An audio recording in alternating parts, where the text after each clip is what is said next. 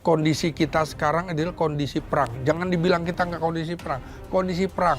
Ingat 9 garis putus-putus itu, Ya, Tiongkok akan mengklaim itu wilayahnya. betul. Ya.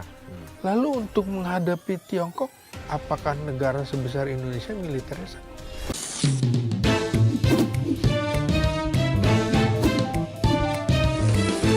To the point aja. Halo Sobat Sindo, militer kita butuh modernisasi untuk menjaga samudra. Namun, bantuan raksasa barat tak pernah datang dengan cuma-cuma. Jebakan teknologi Amerika bisa jadi bencana. Hari ini, kita bedah bersama Slamet Ginting, analis militer dan pertahanan dari Universitas Nasional Jakarta. Siapa yang sebenarnya mengendalikan senjata? Terima kasih Bang Ginting telah hadir Siap. di To The Point aja. Bung Ike, Bung Ipung, Ya. terima kasih. Selamat datang, ketemu kembali. Iya. Oke. Ya, Bang Ginting, Ya. apakah fakta pertahanan yang baru saja ditandatangani ini, yang baru saja dibahas ini, murni untuk modernisasi alutsista kita, atau hanya cara Amerika untuk menyetir dan menjadikan Indonesia sebagai bumper mereka? Ya, tentu sekarang geopolitik global itu sudah berubah ya setelah Ya. Amerika dan Israel menyerang Iran. Ya, Maka betul-betul sekarang multipolar. Ya. Artinya Amerika dan Israel di satu sisi, kemudian ada Rusia, Tiongkok, dan Iran di sisi yang lain, ada juga Uni Eropa. Ya. Eropa. Ya. Kan Amerika juga mau meninggalkan NATO. NATO. Nah, Ya.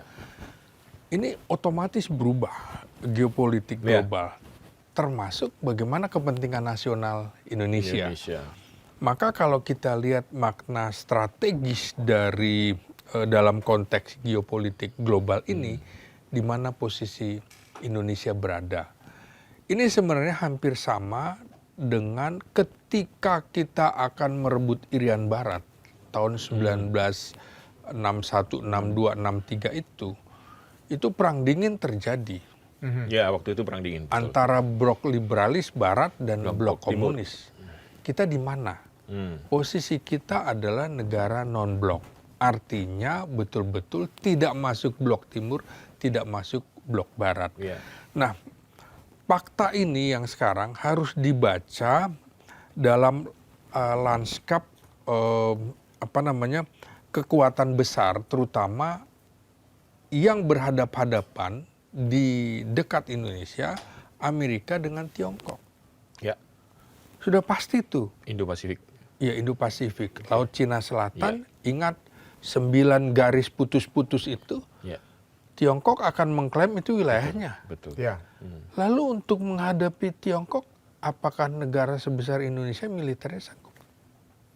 Nggak akan sanggup. Enggak. Nah, di sisi lain, pasukan Amerika sudah di Darwin.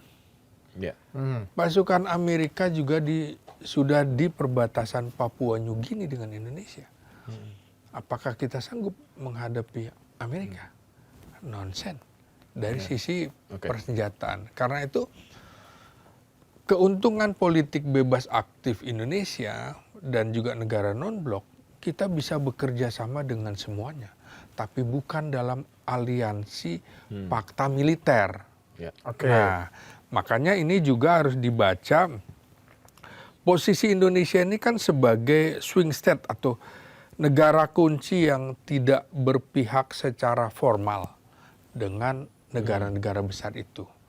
Maka kalau kita lihat, ini kan sebenarnya seperti perkiraan Presiden Prabowo Ya. pada saat dia menjelang Pilpres. Dia bilang, ini jangan-jangan sama seperti pengalaman saya dilantik jadi Letnan II pada tahun 1974, tahu-tahunya pada tahun 1975 kita harus ambil Timur-Timur. Ya. Nah, dia juga perkirakan. Makanya pada saat Prabowo menjadi Menteri Pertahanan itu, dia betul-betul menurut saya kesal dengan Menteri Keuangan Sri Mulyani. Karena dia minta anggaran militer ditambah, tapi kan tidak disetujui. Betul.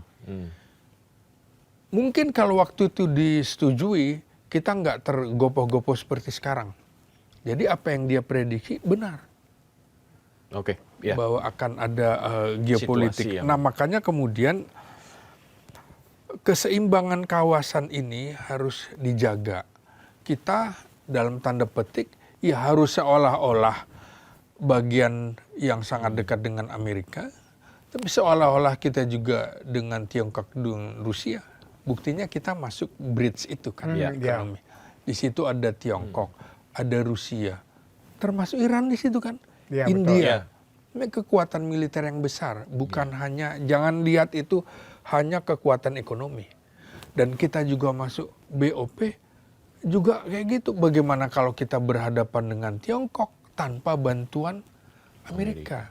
Nah, sama dengan saya melihat di Papua itu kita sedang menjalin kerjasama dengan Rusia. Karena Amerika ada di sana. Ini kan sama dengan dulu bagaimana kita mau ngusir Belanda, minta bantuan Amerika. Amerika nggak mau. Itu sekutunya kok. Nggak mau ngusir Belanda dari Irian Barat. Akhirnya apa? Ya kita cenderung waktu itu condong seperti negara komunis. Apa? Minta bantuan ke negara-negara Eropa Timur. Makanya Rusia luar biasa ya. Uni Soviet waktu itu. Ya. Membantu Membackup. ya kapal perang yang luar biasa, kapal selam yang luar biasa, termasuk personil militernya untuk mengusir Belanda itu. Dan itu berhasil kan begitu. Sama dengan kita tahun 58 kita menyandera pilot Amerika Ellen Pope dalam kasus PRRI Permesta. Ditahan sama kita. Tidak dilepaskan. Jadi senjata sama kita ke Amerika. Anda terlibat loh dalam pergolakan atau pemberontakan PRRI Permesta. Ini buktinya. Pilot lo itu kan. Intelijen sana. Akhirnya apa? Kita lepaskan dia dan kita dapat Hercules. Satu skadron Hercules. Jadi harus begitu. Itu kelebihan Presiden Soekarno waktu itu.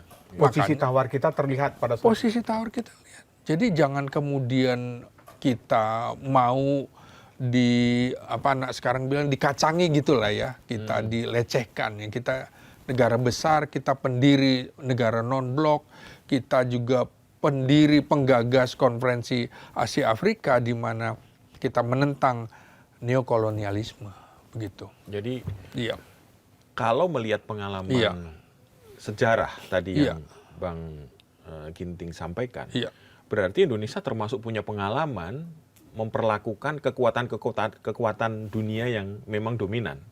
Dulu Perang Dingin, Blok Barat, Blok Timur, dan sekarang terus dominasi Blok Barat, terus kemudian ada sekarang kekuatan baru namanya Iran yang bergabung sama Cina dan Rusia. Nah, ini kaitannya dengan beberapa saat sebelum penandatangan kerjasama antara Pak Safri dengan Menteri Perang Amerika ya. Itu kan muncul informasi dari media India bahwa akan ada Amerika akan minta akses full terhadap wilayah udara Indonesia. Nah, begitu Bang Ginting melihat itu di media, kira-kira yakin nggak kayak gitu? Saya nggak yakin. Karena sebenarnya kita sudah marah terhadap Amerika dalam beberapa kali ketika mereka memasuki wilayah udara Indonesia tanpa izin. Ada sekitar 18 kali. 18 kali ya? Ada 18 kali. Ketika banyak teman-teman wartawan tanya dengan berita ini, saya nggak yakin, saya bilang. Saya nggak terpengaruh dengan isu-isu ini. Ya, nggak terpengaruh. Nah, ini kan juga yang menarik, kita mendapatkan informasi-informasi itu dari mana? Negara pesaing Amerika. Artinya kita butuh informasi intelijen dari Tiongkok, informasi intelijen dari India, dari Rusia juga. Ketika kita tidak sanggup menghadapi dominasi Amerika. Begitu Donald Trump mengganti istilah Kementerian Pertahanan jadi Kementerian Perang, Maka dalam pikiran saya betul-betul, ini Amerika akan melakukan ekspansi gila-gilaan ke beberapa negara, terutama bekas suasana perang dingin. Mana yang dulu kira-kira kiri, yaitu Bolivia misalnya. Makanya Venezuela, gitu kan? Nah, seperti itu. Hari ini atau tadi malam kita udah dapat informasi juga. Di mana negara Eropa yang mendukung kuat Israel, presidennya kalah, udah 12 tahun. Artinya dihukum nih situasinya. Betul. Makanya kita juga jangan salah mengambil keputusan ya, dalam situasi geopolitik yang sangat tidak menentu ini. Tentu bagi Amerika ini bagian dari strategi mendekat tanpa aliansi formal seperti NATO. Upaya Indonesia seperti itu. Maka saya selalu mengingatkan juga, TNI ingat loh. Kita diberikan bantuan luar biasa untuk mengambil Timor Leste. Pada saat itu, keputusannya menurut saya benar. Karena negara-negara komunis itu sudah muncul di Asia Tenggara. Amerika kalah kan? Kalah dalam perang Korea. Kalah dalam perang Vietnam. Ada Vietnam, Laos, Kamboja di wilayah Asia Tenggara. Itu komunis. Sementara Fretilin, ideologinya kan sama. Nah, kita seperti apa? Nah, ini kan kondisinya seperti ini akhirnya dilihat dari kasus Ukraina Rusia ini. Loh, ini kok mau jadi negara NATO? Loh, artinya saya terkurung dong, Rusia. Makanya dia mengambil inisiatif duluan. Nah, sekarang situasi-situasi ini bukan tidak mungkin akan terjadi di beberapa negara. Siapa sangka? India, Pakistan kemarin. Thailand, Kamboja. Itu negara tangga kita juga semuanya. Dekat sekali itu sama Dekat kita. sekali. Iya. Nah, sama mengapa saya dalam tanda petik mendukung Siaga 1 waktu itu? Karena kapal Iran sudah di Samudra Hindia. Pesawat tempur Israel ada di Singapura. Loh, kita jadi apa kalau kita nggak siap siaga? Nah, ini kadang-kadang nggak dipahami oleh publik situasi yang memang babaliut ya, istilah Sunda gitu. Ruwet banget bulat gitu. Ya, kalau bahasa Jawa. Jadi bagi Indonesia ini adalah upaya menjaga jarak sekaligus juga memanfaatkan semua kekuatan potensi nasional kita, ya sekali lagi untuk kepentingan nasional. Jadi nggak mungkin juga kita nggak mendekat ke Amerika. Nggak mungkin situasi seperti sekarang. Siapa yang menjamin dalam waktu dekat Tiongkok akan menyerang Taiwan misalnya? Sekarang Tiongkok dengan Vietnam tegang luar biasa. Lo jangan-jangan nggak lama lagi kita juga akan tegang di situ. Jadi kita membutuhkan itu, kira-kira itu. Tapi dalam situasi geopolitik saat ini, Bang Ginting, kita melihatkan poros Iran, Cina, Rusia. Di saat yang plus Korea Utara. Di saat bersamaan kita menandatangani fakta pertahanan dengan Amerika. Artinya dengan sendirinya kan poros Cina, Rusia ini nganggap, oh Indonesia mau coba main-main nih. Sedang mengajak Amerika untuk memasuki regional Asia Tenggara lah katakan. Tentu saja akan mengganggu, Cina akan bisa, mereka udah siap mau perang dengan kita, kata Cina umpamanya. Seperti halnya Abang sampaikan tadi, kita tidak pernah tahu Cina akan caplok Taiwan dengan kapan itu terjadi, bisa saja, kapan saja. Gitu. Nah, apakah ini tidak menjadi kekhawatiran bagi kita, Bang? Karena apalagi kita menganut paham politik bebas aktif. Jadi seperti terpasung sepertinya kita. Jangan lupa juga, kita ini dikepung. Mengapa kemudian dulu Presiden Soekarno itu membuat operasi Ganyang Malaysia? Karena Malaysia dianggap bagian dari neokolonialisme Inggris. Persemakmuran ya. Persemakmuran. Nih kita dikepung nih. Ya. Kalau kita ribut dengan Malaysia, Memang kita berhadapan dengan Malaysia? Enggak. Ada Singapura di situ, ada Australia di situ, ada Amerika di situ. Susah nih kita dikepung nih. Jadi memang kita harus baik-baik juga dengan Tiongkok. Saya kira terlalu cepat kalau orang mengambil kesimpulan seperti itu. Dalam waktu dekat mungkin. Atau kita lihat, negara mana yang dikunjungi Presiden Prabowo setelah pertama kali dilantik? Tiongkok. Ya. Parade militernya, ya kan? Ya, betul itu. Akhirnya coba kita lihat. Pada waktu Hari TNI kemarin, Prabowo ikut apa gaya Xi Jinping, ya kan? Belum pernah terjadi. Di mobilnya itu ada mic kan. Terima kasih atas pengabdianmu. Itu kan sama dengan yang dikatakan Xi Jinping. Itu menunjukkan juga kepada Tiongkok, kita bersahabat loh. Kita dulu sama-sama negara non-blok.